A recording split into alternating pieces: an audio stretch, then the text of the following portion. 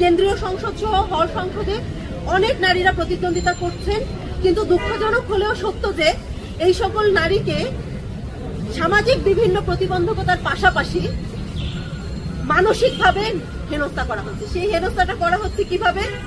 Slut shaming থেকে শুরু করে রেপ থ্রেট দেওয়া হচ্ছে তাদেরকে।